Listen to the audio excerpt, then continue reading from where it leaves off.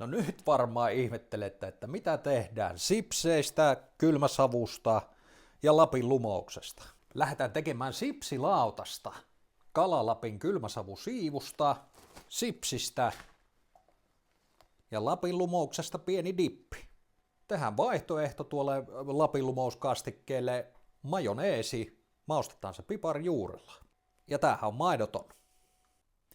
Tehdään pikamajoneesi, tää on tosi helppo. Käytetään öljyä, kananmunaa, sitruunamehua, piparjuurta ja tietysti suolaa ja vähän sokeria. Pari kananmunaa, 3 desiä öljyä, puolikkaan sitruunan mehu, piparjuurta, tää on aika tuhtia tavaraa, laitetaan alkuun ruokalusikallinen. Reilu teelusikallinen sokeria ja saman verran suolaa.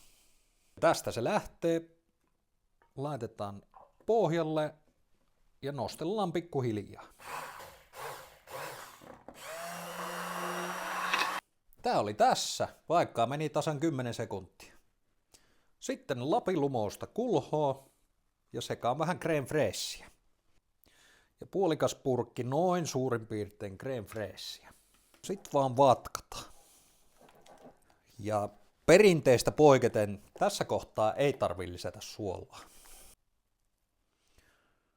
Sitten tosta kastikkeet kippoon.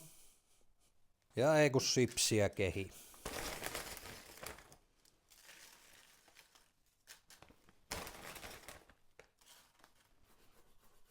Koristeeksi vähän tilliä. Sitten testataan tää ensimmäinen.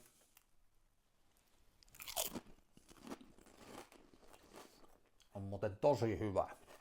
Mehän käytetään tässä tätä Kala-Lapin kylmäsavusiivua, koska se on kylmäsavustettu hitaasti aidossa leppäsavussa 3 päivää noin 3 asteessa. Siksi siinä on niin hyvä viipyilevä maku. Ja tästä leikataan reiluja palasia. Kas näin. Puolikas sipuli. Viimeistellään majoneesi ruohosipulilla. Paksuus on ehkä nyt just hyvä.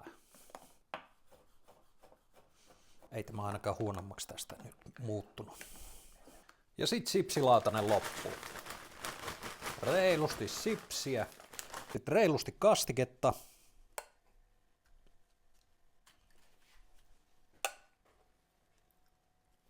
Ja sitten tilliä. Ja sit Niin.